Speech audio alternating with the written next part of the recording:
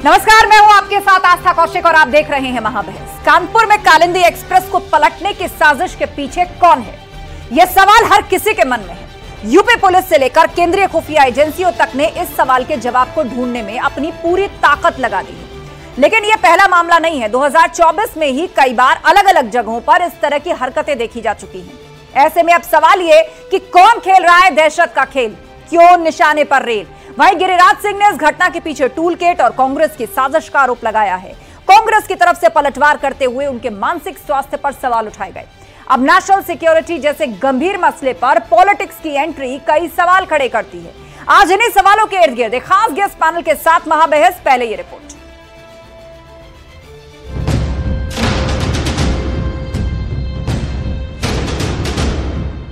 क्या यात्रियों में एक भय का वातावरण पैदा करना है रेल यात्रियों में?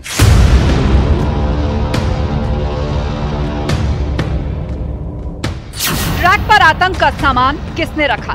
बात की जाए उन लोगों की जिसने इस पे षड्यंत्र किया था। सिलेंडर यहाँ लाके रखा गया था और उसके बाद ये वो स्पॉट है जहाँ पेट्रोल के बॉटल्स मिली थी, वायर मिला था, कनेक्टिविटी मिली थी। पहले साबरमती, अब कालिंदी, साजिश बड़ी है।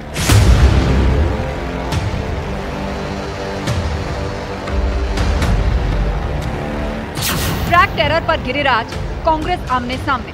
ये संयोग नहीं है, ये एक प्रयोग है। ये प्रयोग है रेल जिहाद के ऊपर। कहने को कोई कुछ भी कह सकता है, लेकिन केंद्रीय मंत्री गिरिराज जी मुझे मानसिक रूप से विक्षिप्त लगने लगे हैं। असलियत ये है कि 24 घंटे में 3 बड़े रेल हादसे हुए हैं। किसने बिछाया बारूद, एनआईए ढूंढेगी सबूत।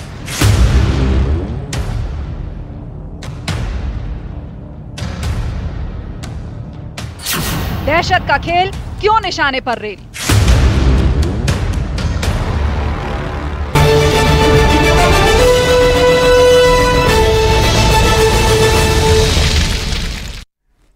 और वक्त है महाबहस के सवालों का। एक एक करके वो सवाल आपके सामने जिन पर फोकस है आज की डिबेट। तो सवाल नंबर 1, ट्रैक पर आतंक का सामान किसने रखा? क्या सोची समझी साजिश के तहत भारतीय रेलवे जो है वो इस वक्त निशाने पर है? किसने रखा आतंक का वो सामान जहां सिलेंडर और पेट्रोल से भरी हुई बोतल बरामद हुई? सवाल नंबर 2, पहले साबरमती अब कालिंदी, साजिश बड़ी है। कुल मिलाकर जिस तरीके से भारतीय रेल निशाने पर नजर आती है, यह पूरा मामला नेशनल सिक्योरिटी से जुड़ा हुआ दिखाई देता है। सवाल नंबर 3, ट्रैक टेरर पर गिरिराज, कांग्रेस आमने सामने। जो आरोप गिरिराज सिंह ने लगाया और उसके बाद कांग्रेस ने उनके मानसिक संतुलन पर सवाल उठाया, तो सवाल यह भी बनता है कि आखिर नेशनल सिक्योरिटी के मुद्दे पर राजनीति की जगह कहां बचती है। चर्चा के लिए आनंद दुबे जी हैं, बीजेपी प्रवक्ता, नेहा यादव जी हैं, सपा प्रवक्ता, प्रियंका गुप्ता जी हमारे साथ जुड़ गई हैं, कांग्रेस की स्पोक्सपर्सन, ओपी सिंह जी हैं, पूर्व डीजीपी, परमवीर सिंह जी राजनीतिक विश्लेषक हमारे साथ हैं। आप सभी मेहमानों का बहुत बहुत स्वागत है। चर्चा की शुरुआत करते हैं और उससे पहले आप सभी लोगों से यही निवेदन है कि मुद्दा और विषय बहुत गंभीर है, नेशनल सिक्योरिटी से जुड़ा हुआ ये पूरा मुद्दा है। सवाल सबसे पहले प्रियंका गुप्ता जी आपसे। गिरिराज सिंह कह रहे हैं कि ये रेल जिहाद है, पहले साबरमती एक्सप्रेस और उसके बाद अब कालिंदी, और ये साजिश बहुत बड़ी थी। आप अंदाजा लगाइए, एक सिलेंडर वहां रखा हुआ है, पेट्रोल भरकर एक बोतल वहां पर रखी हुई है। अब सोच लीजिए अगर ये रेल पलट गई होती तो यह हादसा कितना बड़ा होता। देखिए आस्था जी, मैं तो सबसे पहले ये पूछना चाहूंगी कि अभी जो पुलवामा में हमला हुआ था, 300 किलो आरडीएक्स कहां से आई, ये आज तक पता नहीं चल पाया। कन्हैया कुमार के हत्यारे एनआईए जांच कर रही थी, एनआईए ने उनको सबूतों के अभाव में उन हत्यारों को छोड़ दिया। अभी अभी मैं ये देख रही थी कि पुलिस किस तरह से पैसे लौटाने आए युवक को पकड़ के उसको ही आरोपी समझ के जेल में डाल देती। तो भाई उत्तर प्रदेश से लेके पूरे देश में चल क्या रहा है, पहले तो ये बताया जाए कि किसी को भी आप कुछ भी पकड़ के डाल देंगे जेल में, किसी को भी इनकाउंटर कर देंगे और उसके बाद यहाँ बैठकर एक जो आप एक साजिश की जो भूमिका बता रहे हैं, मुझे लग रहा है कि ये अगर कोई इंटरनेशनल साजिश है तो इसका पता तो सरकार की एजेंसियों को होना चाहिए था। भाई सरकार के पास रॉ है, सरकार के पास जो है ईडी है, सरकार के पास सब कुछ तो है, सीबीआई से लेके हर चीज है, तो सरकार इन मामलों में फेल क्यों जाती है? सरकार को पता कब चलता है? जब साजिश हो चुकी होती है या फिर तो साजिश हो रही है, उसको रुक गई किसी तरीके से। अब बताइए इन सब चीजों में जिम्मेदारी किसकी? उत्तर प्रदेश सरकार की है। और उत्तर प्रदेश सरकार इतनी निकम्मी है कि वो जो लोग बेगुनाह हैं उनके इनकाउंटर करने में लगी हुई है, जो लोग सोचिए आप। ठीक है प्रियंका जी, आप कुल मिलाकर इस रेल हादसे से सीधा मंगेश यादव पर आ गई। ठीक है, एक बार सभी पैनलिस्ट पहले अपनी बात रख ले। नेहा यादव जी, गिरिराज सिंह कह रहे हैं, गिरिराज सिंह की ये संयोग नहीं प्रयोग है और ये टूल किट का काम है। देखिए आस्था जी, राष्ट्रीय सुरक्षा बहुत गंभीर विषय है। ऐसे विषय पे किसी भी नेता को राजनीति करना शोभा नहीं देता, लेकिन कुछ लोग मानसिक रूप से विक्षिप्त होते हैं तो उसका तो कोई इलाज नहीं, उसका तो हॉस्पिटल में ही इलाज मिल सकता है। इस तरह के बयान देने वाले लोगों को भारत की जो सभ्यता है, भारत के जो नागरिक हैं, उनके प्रति इस तरह से बोलने के पहले अपने गिरेबान में झांकना चाहिए। वो लोग ये बात बोलते हैं जो कंधार आतंकवादियों को छोड़कर क्या है, वो लोग ये बात बोलते हैं जिनकी पार्टी के कितने तमाम ऐसे नेता जिनके आतंकवादियों से कनेक्शन निकले हैं, उनके मुंह से ये शोभा नहीं देता। इसलिए लेकिन ये जांच का विषय है। इस तरह 24 घंटे में 3 बड़े रेल हादसे हो रहे हैं इस देश में। हो क्या रहा है? प्रियंका जी सही कह रही हैं, इस देश में चल क्या रहा है? क्यों सरकार एक्शन क्यों नहीं ले रही? क्यों रेल मंत्री आनंद दुबे जी क्या कर रहे हैं? रेल इस तरह विपक्ष पर सवाल उठाना और विपक्ष सरकार को घेर रहा है कि भाई नेशनल सिक्योरिटी तो सीधे सीधे सरकार का मुद्दा है, सरकार को इस पर जवाब देना चाहिए। आस्था जी देखिए, इस घटना के पीछे ये एक लौती घटना नहीं है। 9 महीने में इस तरह की 6 घटनाएं हुई हैं, उसमें कई लोग पकड़े भी गए हैं। और जिस तरह से विस्फोटक मिला है, जिस तरह से सिलेंडर मिला है, वहां पे पेट्रोल बम मिला है, उत्तर प्रदेश पुलिस और जो हमारी जांच एजेंसियां हैं, ये तो निश्चित रूप से इस घटना के पीछे जो लोग भी हैं उनको पकड़ के ही छोड़ेगी और इनको जो है वो जेल में डालेगी और जो भी विधिक कार्रवाई होगी वो होगी। समस्या ये नहीं है कि साजिशकर्ता कौन है और पकड़े जाएंगे, उनको तो हम पकड़ ही लेंगे। समस्या ये है कि उनको जो पॉलिटिकल कवर फायर मिलता है ना, उसमें जो लोग पकड़े हो जाते हैं उनको कोई भटका हुआ नौजवान बता देता है, कोई बिगड़ा हुआ बच्चा बता देता है, कोई अपराधियों को कहता है कि बेगुनाह है, डकैती डालने वाले को बताते हैं कि बेगुनाह है। ऐसे लोगों की असलियत जो है वो देश के सामने आ रही है। इसके अलावा अभी नेहा जी ने कहा आतंकवादी, ये तो स्पष्ट रूप से उत्तर प्रदेश में ऑन रिकॉर्ड है ना कि आतंकवादियों के मुकदमे वापस लेने के लिए समाजवादी पार्टी की सरकार गई थी। रामपुर ग्रुप सेंटर और संकट मोचन और बनारस में जो आतंकवादी मसूद अजहर को कौन पाकिस्तान छोड़ के आया?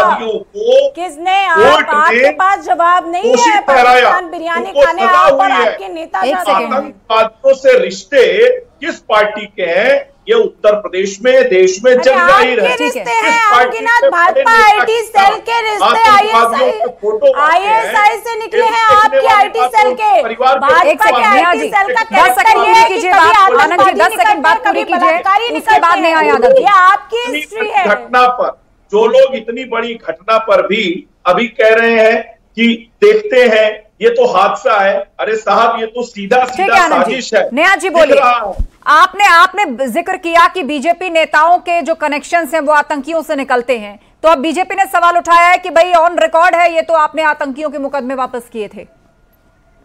अरे आस्था जी आपके ही चैनल पे चला है और ये भी ऑन रिकॉर्ड है कि Bharatiya Janata party IT cell के जम्मू एंड कश्मीर के व्यक्ति का, भाजपा के आईटी सेल के नेता का लश्कर-ए-तैयबा से संबंध निकला और इनके तमाम ऐसे नेता, मैं तो नाम गिना दे रही हूँ, मैं भी लेकर के बैठी हूँ कि कौन कौन से आपके आतंकी तालिब हुसैन शाह से संबंध थे, आपके आतंकी तालिब हुसैन शाह से संबंध थे, आपके भाजपा के नेता तारिक अहमद मीर जो हिजबुल मुजाहिदीन के कमांडर नवीद बाबू के लिए हथियारों की सप्लाई करते थे।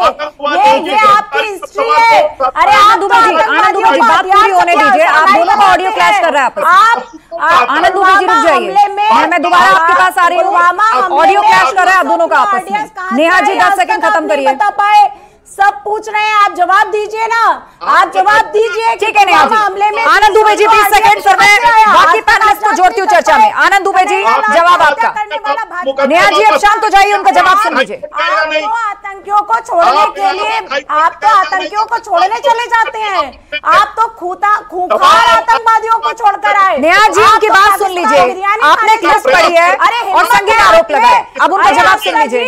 आशा जी इनमें अगर हिम्मत है, आस्था जी, इनमें अगर हिम्मत है तो जिसने 3 मिनट की वीडियो बनाई है उस कुत्ते को पाकिस्तान से लेकर के आप दोनों शांत हो जाइए, आप दोनों शांत हो जाइए। आरोप प्रत्यारोप की राजनीति टीवी डिबेट में भी चल रही है, जबकि मैंने शुरू में डिक्लेयर किया था कि नेशनल सिक्योरिटी से जुड़ा मुद्दा है, इस पर गंभीरता से चर्चा होनी चाहिए। आप दोनों शांत हो जाइए। मैं परमवीर सिंह जी को चर्चा में ला रही हूँ, राजनीतिक विश्लेषक हमारे बीच में।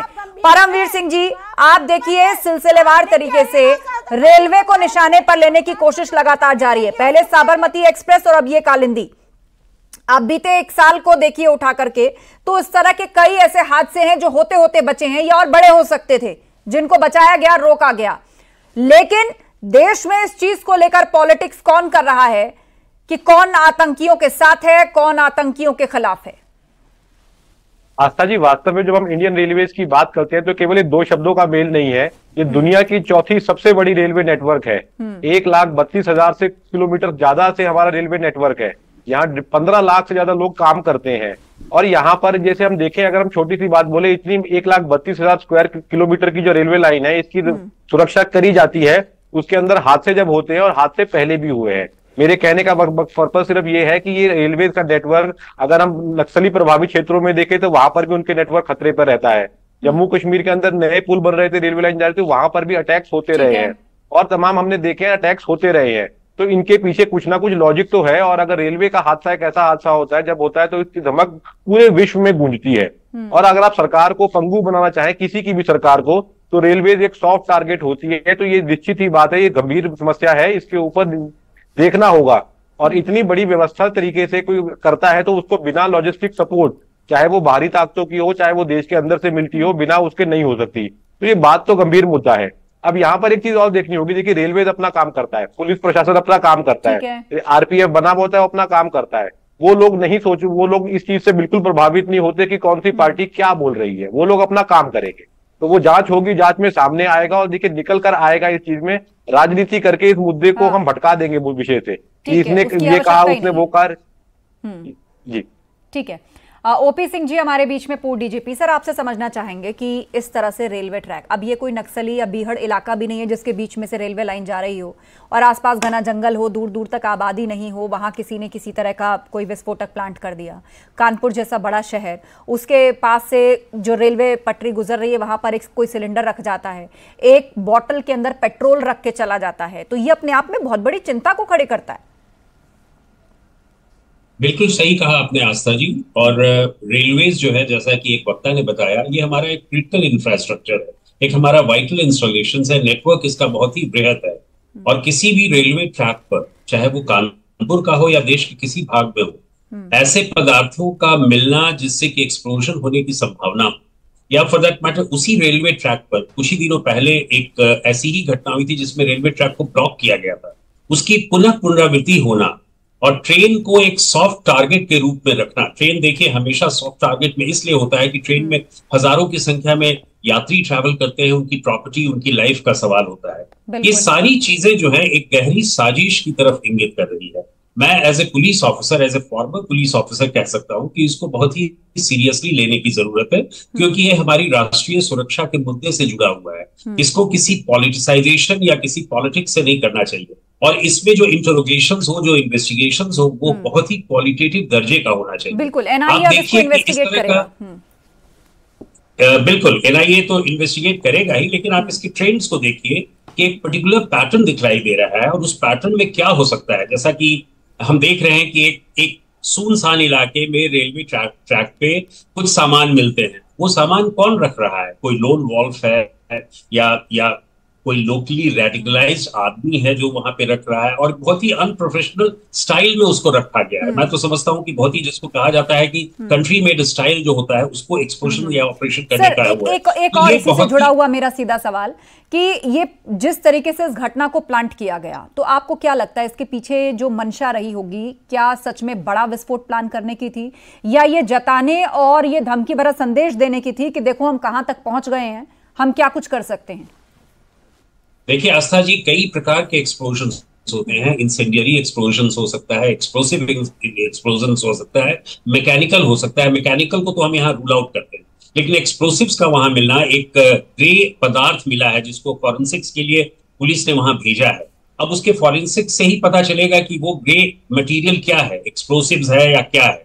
उसके अलावा वहां पे गैस सिलेंडर का मिलना जो कि फुल है, गैस सिलेंडर भी कोई खाली या एम्प्टी नहीं है, वो वहां पे फुल गैस सिलेंडर रखा हुआ है, मैच बॉक्स रखा हुआ है, पेट्रोल जैसे द्रव्य पदार्थ वहां पे रखे हुए हैं। तो इन सब चीजों का रखा जाना इस बात को इंगित करता है कि कहीं ना कहीं लो इंटेंसिटी या हाई इंटेंसिटी, डिपेंड करता है कि एक्सप्लोजन किस प्रकार का होता या एक्सप्लोजन को ट्रिगर कैसे किया जाता। तो इसीलिए मैं कह रहा हूं कि ये बड़े अनप्रोफेशनल रूप से किया गया है। इसको इन्वेस्टिगेशन जो NIA कर रही है या जो हमारी जितनी भी एजेंसीज लगी हुई हैं, हमारी एंटी टेरर स्क्वाड लगी हुई है, लोकल पुलिस है, RPF है, GRPF है, वो सब इस बात को देखेगी कि आपने विस्तार से समझाया कि किस तरीके से इस घटना को संजीदगी से लिया जाना चाहिए और इन्वेस्टिगेशन की कौन कौन सी लेयर्स हैं जिनको जल्द से जल्द अपने अंजाम तक पहुंचकर ये पता लगाया जाना चाहिए कि आखिर इसकी पीछे किसकी साजिश थी और क्या किसी लोकल का भी इस्तेमाल किया गया था, क्योंकि आपने इस बात को पॉइंट आउट किया कि बहुत प्रोफेशनल तरीका नहीं था चीज़ों को रखने का। लेकिन इस सब के बीच जो एक बड़ी चिंता है वो ये है कि इस पूरे मामले पर देश में राजनीति शुरू हो गई है।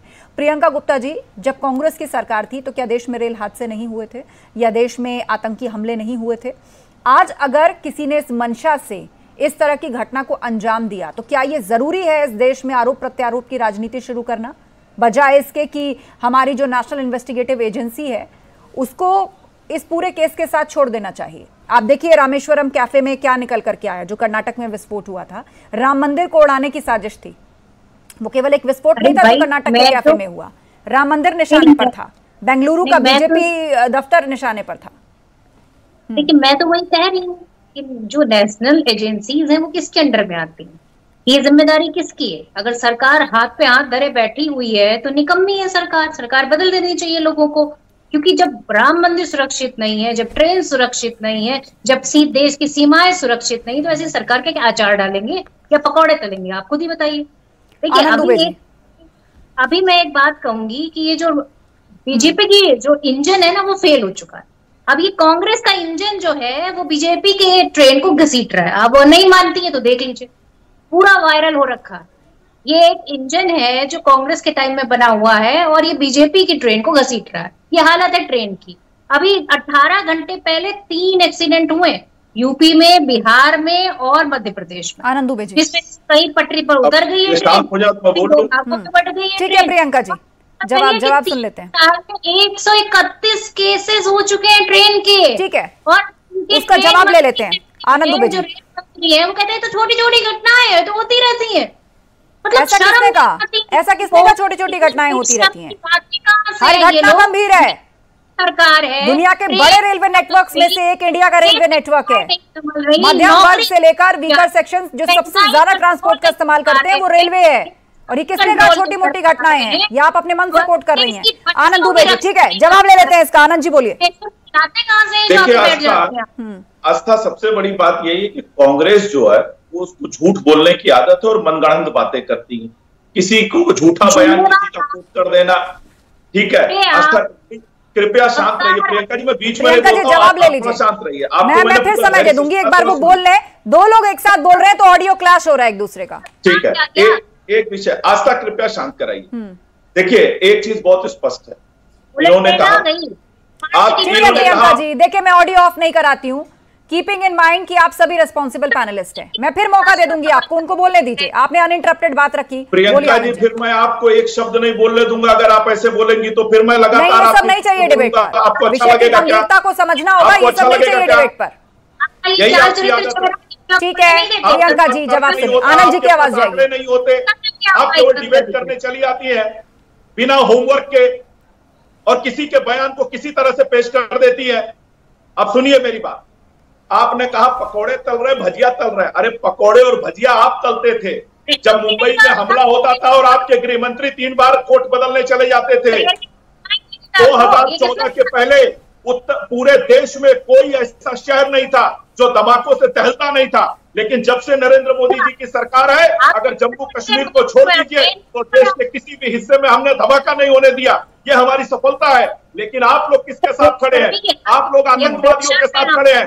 जब पाटना हाउस में एनकाउंटर होता है तो सोनिया गांधी आंसू बहाती है। या आपके नेता का बयान है कि सोनिया गांधी रात भर सोई नहीं, बाटला हाउस एनकाउंटर जो आतंकवादी मारे गए उनको लेकर सोनिया गांधी को दम था कि वो रात बोलती है कोई नहीं।